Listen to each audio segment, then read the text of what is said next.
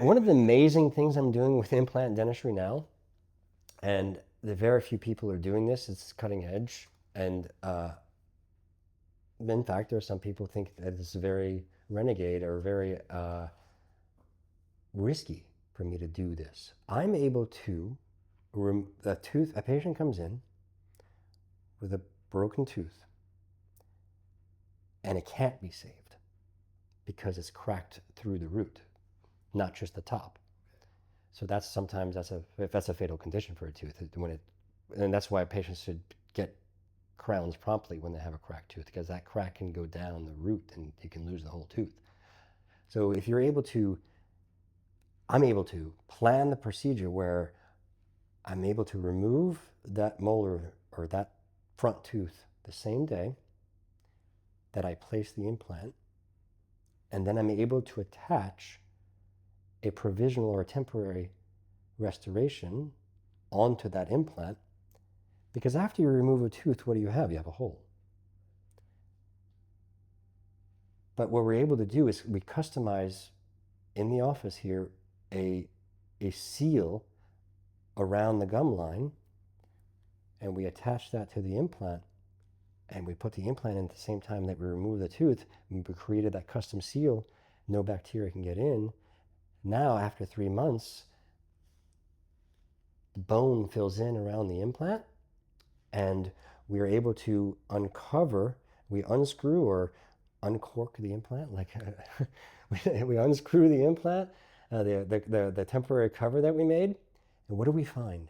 If I designed it properly, I find a natural emergence, like a cup or saucer shape that mimics, and we preserved the natural emergence of a tooth out of the bone, out of the root, off the root.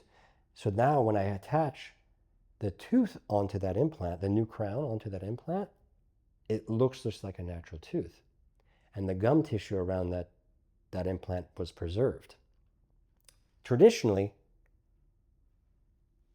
we remove the tooth. If a patient comes in with a cracked tooth and they need an implant, we would remove the tooth, we do a bone graft, and we bank it for later. Okay, come back in 6 months. We're going to put the implant in. Nothing wrong with this technique. It's tried and true. It's very good. The disadvantage is now the gums shrink back. And now you place the implant in, and now you put the crown on, but you lost the gum tissue between the teeth. And the most common complaint that patient has is now they get food stuck between the implant and the next tooth. But if I'm able to, at the time that I remove the tooth, preserve that natural architecture of the gums by placing that sealing, that healing abutment, the healing restoration that I was just talking about earlier, we're able to preserve that, we have a better result and less chance of a food impaction for the patient. The most common complaint for dental implants, we don't have that anymore. And we're trimming the time down. So we don't have to wait 6 months before we place the implant and another 3 to 4 months before we put the tooth on, right? Which is 9 to 10 months. We can remove the tooth, put the implant in the same day, put the